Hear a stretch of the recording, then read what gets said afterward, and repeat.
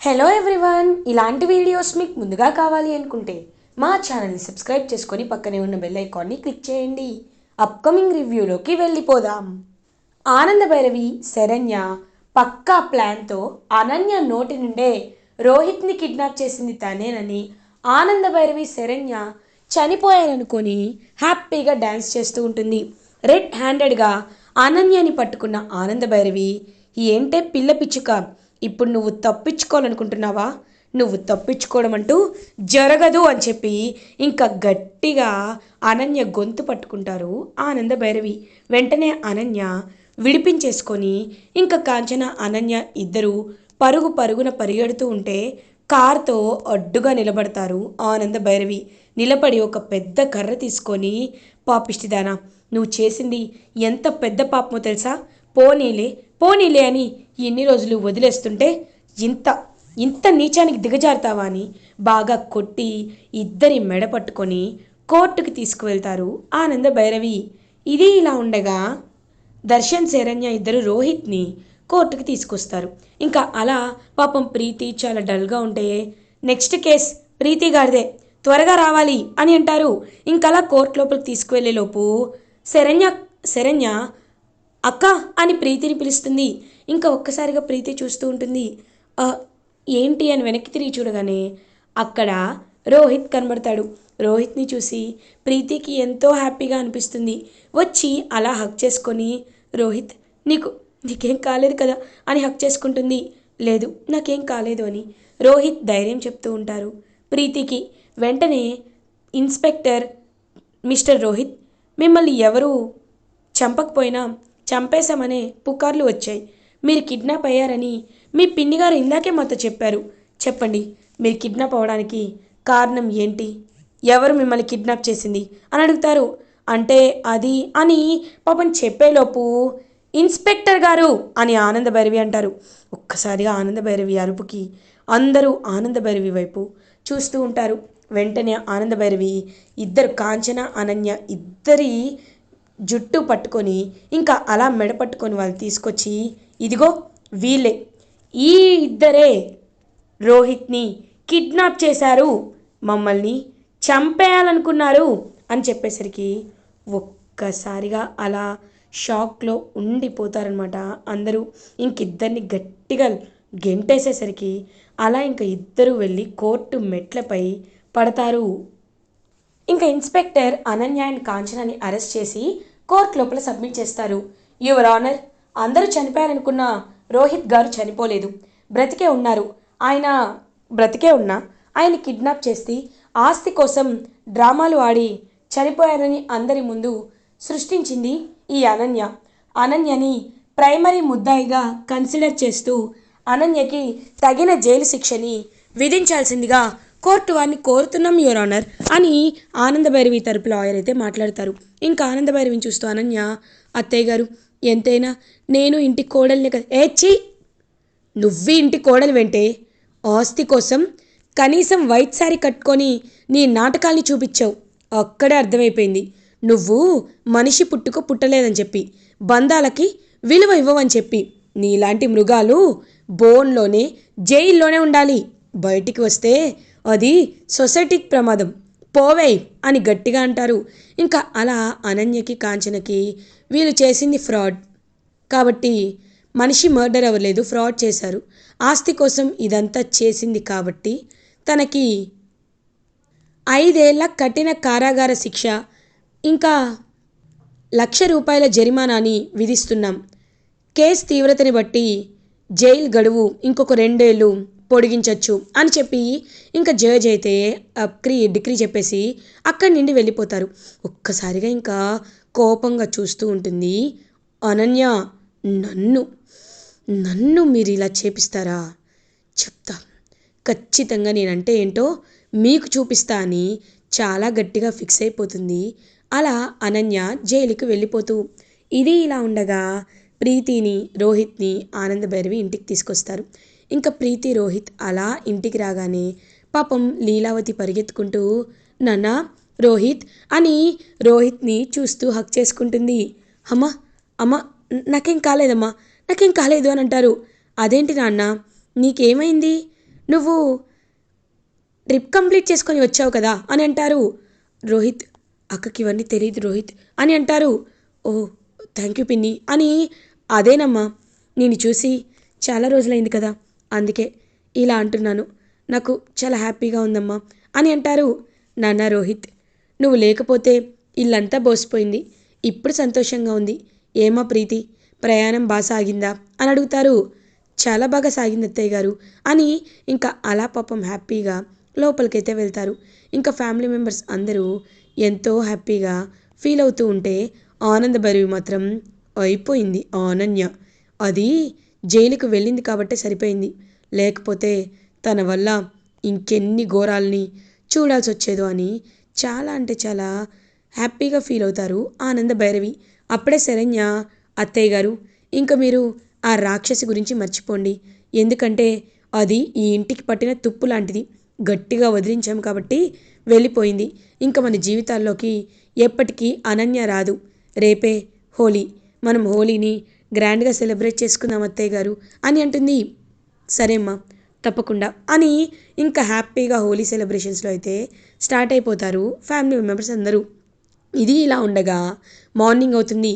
ఆనంద భైరవి ఫ్యామిలీ అందరూ కలిసి హోలీని జరుపుకుంటూ ఉంటే అదంతా చూస్తూ లీలావతి ఎంతో హ్యాపీగా ఫీల్ అవుతుంది. అక్క రా అక్క అని చెప్పి లీలావతిని కూడా హ్యాపీగా తీసుకొని వచ్చి ఇంకా అలా లీలావతితో కలిసి అందరూ హోలీ జరుపుకుంటూ ఉంటారు. ఇంకా అలా శరణ్య దర్శన్ దగ్గరికి వచ్చి, ఏంటండి నాకు రంగు పోయాలనిపించడం లేదా అని అడుగుతుంది. ఎందుకు పోయాను, నువ్వెప్పుడీ క్వశ్చన్ అడుగుతావా అని వెయిట్ చేస్తున్నాను అని వెంటనే అలా ఇంకా కలర్ పూసేస్తాడు. ఇద్దరు అలా ఇంకా ఎంతో హ్యాపీగా ఆడుకుంటూ ఉంటారనమాట. అందరూ ఫ్యామిలీ మెంబర్స్ అందరూ, ఇటువైపు రోహిత్, ప్రీతి అండ్ ఈ దర్శన్, శరణ్య వీళ్ళందరూ ఎంతో హ్యాపీగా ఆడుకుంటూ ఉంటే దామిని మాత్రం అలా చూస్తూ ఉంటుంది. అయినా వీళ్ళందరూ ఇంత హ్యాపీగా ఉన్నారు, ఛీ ఆ అనన్య అలాంటిదని అస్సలు అనుకోలేదు.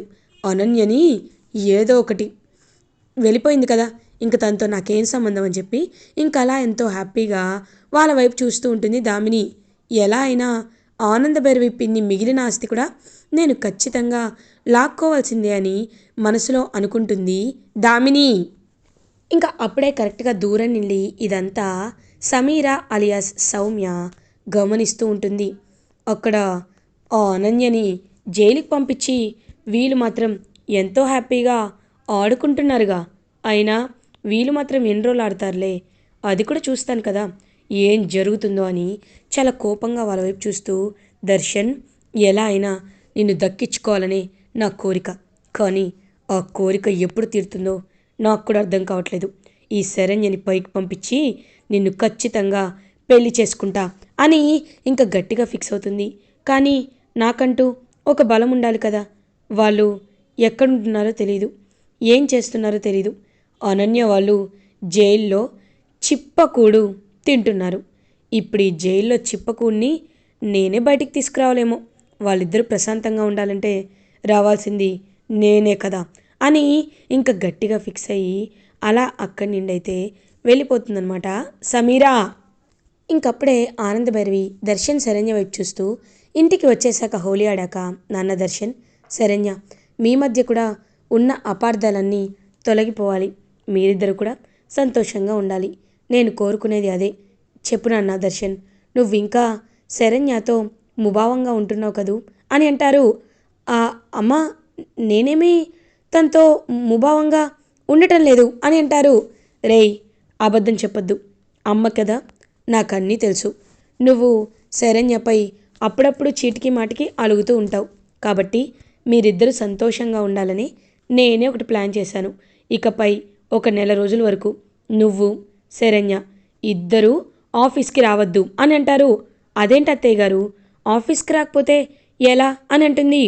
ఆఫీస్కి రావద్దు అంటే నేనేమి మిమ్మల్ని ఇక్కడే ఉండమని చెప్పట్లేదు, ఇంట్లో ఉండే వర్క్ చేసుకోండి, లేకపోతే ఆఫీస్కి వచ్చైనా వర్క్ చేసుకోండి, కానీ ఆఫీస్లో మీరు అనుకున్నవన్నీ బాధ్యతలు, బరువులు, స్ట్రెస్ అదంతా పక్కన పెట్టేసేయండి. నేను చెప్పేది విని ఇద్దరు హ్యాపీగా ఒకరితో ఒకరు టైం స్పెండ్ చేయండి. మీకోసం రేపు ఒక రెస్టారెంట్ బుక్ చేస్తాను, ఇద్దరు కలిసి క్యాండిల్ లైట్ డిన్నర్కి వెళ్ళండి అని చెప్పి ఐడియా ఇస్తారు ఆనంద భైరవి అయితే. ఇంకా వెంటనే పాపం ఎంతో అంటే ఎంతో హ్యాపీగా ఫీల్ అవుతారనమాట శరణ్య. ఇంకా దర్శన్ మాత్రం ఏమీ మాట్లాడకుండా సైలెంట్గా ఉంటాడు. ఇది ఇలా ఉండగా కొన్ని డేస్ పాస్ అయిపోతాయి. దర్శన్ అండ్ శరణ్య, ప్రీతి అండ్ రోహిత్ ఇద్దరూ చాలా హ్యాపీగా ఉంటారు. దామిని కూడా తన బిజినెస్ని నార్మల్గా హ్యాపీగా చూసుకుంటుంది. ఇంకా దామిని తన బిజినెస్ని చూసుకుంటూ ఉంటే ఇటువైపేమో అప్పుడే కరెక్ట్గా సమీరా ఏమో అనన్య వాళ్ళ దగ్గరికి వెళ్తుంది. వెళ్ళి ఇంకా అలా అనన్యని కలుస్తుంది. ఏంటి అనన్య, హ్యాపీగా ఉన్నట్టున్నావు అని అంటారు. చూడు సమీరా, నాకు తెలుసు నువ్వు నన్ను వెతుక్కుంటూ వస్తావని నాకు తెలుసు. చూడు సమీరా, ఒకవేళ నేను నిన్ను వెతుక్కుంటూ నువ్వు నన్ను విడిపిస్తే నేను నీకు ఎంత సహాయం కావాలంటే అంత సహాయం చేసి పెడతాను. నీకోసం నేను ఏదైనా చేస్తాను. మమ్మల్ని బయటికి తీసుకురా. ఒకప్పుడు నేను కేవలం ఆస్తి కోసమే ఆలోచించేదాన్ని, కానీ ఇప్పుడు నేను ఆలోచిస్తుంది ఎవరి కోసం అంటే ఆనంద భైరవి వాళ్ళ ప్రాణాల కోసం. ఇన్ని రోజులు ఆ ప్రాణాలే నాకు కావాలి అని నేను మనస్ఫూర్తిగా కోరుకుంటున్నాను. ఆ ఉమ్మడి కుటుంబాన్ని ముక్కలు చేయాలని ఇన్నాళ్ళు అనుకున్నాను. ఇప్పుడు మాత్రం నాశనం చేసేస్తాను. ఖచ్చితంగా వాళ్ళందరినీ ఒకే దెబ్బకి పైకి పంపిస్తాను అని అంటారు. ఇంక వెంటనే అలా సమీరా, ఇందులో నాకేంటి లాభం, నాకు కావాల్సింది ఎవరు, దర్శన్ అని అంటారు. అవును, దర్శనే కదా నీకు కావాల్సింది. సరే, దర్శన్ ఒక్కడు బ్రతికుంటాడు, మిగతా వాళ్ళందరూ పైకి పోతారు. ఇప్పుడు నీకు ఓకేనా అని అంటారు. కానీ ఎలా అని అడుగుతుంది. ఎలా అంటే ముందు మమ్మల్ని బయటికి విడిపిస్తే కదమ్మీ చెప్పడానికి అని అంటుంది శరణ్య. కాంచన ఇంక వెంటనే సరే, మీకు బెయిల్ రావడానికి కాస్త టైం పడుతుంది అన్నారు. ఈ టైంని మీరు వాడుకోండి, 2 డేస్లో బెయిల్ వచ్చేస్తుంది అని ఇంకా అలా సమీర చెప్పగానే చాలా కష్టంపై ఇంకా బెయిల్ని అయితే తెప్పిస్తారు. బెయిల్ వస్తుంది అనన్య అండ్ కాంచనాకి. ఆ బెయిల్ రాగానే సమీరా వాళ్ళ ఇంటికే బయలుదేరుతారు. ఆనంద భైరవి పతనాన్ని కోరుకుంటూ అనన్య అండ్ కాంచన, ఇప్పుడు చెప్ప ప్లాన్ ఏంటి అని అంటారు. ఏముంది, ఈ త్వరలో ఏదో ఒక ఫంక్షన్ వాళ్ళ ఇంట్లో జరుగుతుంది. అప్పుడు అందరూ కలిసి ఎక్కడికైనా బయటికి వెళ్తారు. అప్పుడు అప్పుడు వాళ్ళని పైకి పంపించాలి అని అంటారు. అంటే నువ్వేమంటున్నావు, నాకేం అర్థం కావట్లేదు అని అంటారు. ఏం లేదు, ఇప్పుడు మే వస్తుంది కదా, ఆ మేలో తిరుపతిలో గంగమ్మ జాతర అని జరిపిస్తారు. ఆ జాతరకి ఎవ్రీ ఇయర్ ఈ ఆనంద భైరవి గారు సారి తీసుకొని వెళ్తారు. అక్కడ ఆవిడకి స్పెషల్గా ఆహ్వానం ఉంటుంది. అందుకే ఆనంద భైరవి ఫ్యామిలీ అందరూ తిరుపతికి ఒక బస్లో వెళ్తూ ఉంటారు. అప్పుడు దర్శన్ని తెలివిగా నువ్వు పక్కకి వచ్చేలా చేయి. అప్పుడు బస్ కింద బాంబు పెడితే ఫ్యామిలీ మెంబర్స్ అందరూ పైకి పోతారు అని అంటుంది అనన్య. వావ్, ప్లాన్ చాలా బాగుంది, కానీ ఇది ఇప్పుడే కాదు కదా, ఇంకా చాలా టైం ఉంది కదా అని అంటారు. అవును, అంతలోపు నువ్వు ఇంకా చేయాల్సినవి చాలా ఉన్నాయి. అవన్నీ ఏంటో తెలుసా, నువ్వు ఇది అని ఇంకా జరిగిందంతా అనన్య అయితే ఒక ప్లాన్ అయితే చెప్తుంది. ఓకే, ఈలోపు ఆ దామిని అకౌంట్స్ కానీ అండ్ ఈ రాజ్కోటి టెక్స్టైల్స్ కానీ పతనం అయ్యేలా ఖచ్చితంగా చేస్తాను అని ఇంకా అలా సమీరా అండ్ అనన్య ఇద్దరు ఒక ప్లాన్ వేసుకుంటారు. ఇది ఇలా ఉండగా ప్రీతి అలా ఇంకా నడుస్తూ కిందకి వచ్చి కళ్ళు తిరిగి పడిపోతుంది. ఒక్కసారిగా షాక్ అయిపోతారనమాట ఫ్యామిలీ మెంబర్స్ అందరూ. అయ్యో ప్రీతి, ప్రీతి ఏమైందమ్మా అని చెప్పి పాపం అడుగుతూ ఉంటే ఇంకా అలా వెంటనే డాక్టర్కి కాల్ చేస్తారు. డాక్టర్ వచ్చి చెక్ చేసి కంగ్రాచులేషన్స్, షీఈస్ ప్రెగ్నెంట్ అని అంటారు. ప్రీతి ప్రెగ్నెంట్ అవడంతో ఫ్యామిలీ మెంబర్స్ అందరూ ఎంతో అంటే ఎంతో హ్యాపీగా ఫీల్ అవుతారు. ప్రీతి ప్రెగ్నెంట్ అయింది అని ఇంకా శరణ్య, దర్శన్ హ్యాపీగా ఫీల్ అవుతారు. రోహిత్ కూడా అలా ఇంకా ప్రీతి వైపు చూస్తూ ఎంతో హ్యాపీగా ఫీల్ అవుతారు. అయితే త్వరలో నా చేతిలో ఒక బుడ్డి మనవడు వస్తాడనమాట అని లీలావతి ఎంతో హ్యాపీగా ఫీల్ అవుతుంది. అప్పుడే ఇంకా లీలావతిని చెక్ చేసే డాక్టర్ కూడా వచ్చి, లీలావతి గారు మీకు రికవరీ అవుతున్నారు. ఒకప్పుడు మీలో ఉన్న టెన్షన్, యాంగ్జైటీ, డిప్రెషన్ అంతా పోయింది. నిజంగా చాలా హ్యాపీగా ఉందండి. మీరింత స్పీడ్గా రికవర్ అవుతారని అస్సలు అనుకోలేదు అని చెప్తారు. నేను కూడా ఈ మధ్య ఉన్న సంతోషాల వల్ల రికవర్ అవుతున్నాను. రోహిత్, మీరు ఒక బిడ్డకి జన్మనిస్తున్నారు. నిజంగా నా మనవడు ఎప్పుడెప్పుడు నా దగ్గరికి వస్తాడా అని. ఇప్పటి నుండే నాకు ఎంతో హ్యాపీగా ఉంది అని పాపం ఫ్యామిలీ మెంబర్స్ అందరూ హ్యాపీగా ఫీల్ అవుతుంటే, ఇటువైపు అనన్య మాత్రం ఖచ్చితంగా వీళ్ళు పైకి పంపించాలి అని పక్కా ప్లాన్ వేసుకుంటుంది. ఇలా ఎపిసోడ్ ఎండ్ అవుతుంది. ఫర్దర్ ఎపిసోడ్ రివ్యూస్ ముందుగా మీకు కావాలి అనుకుంటే మా ఛానల్ని సబ్స్క్రైబ్ చేసుకోండి. Thanks for watching.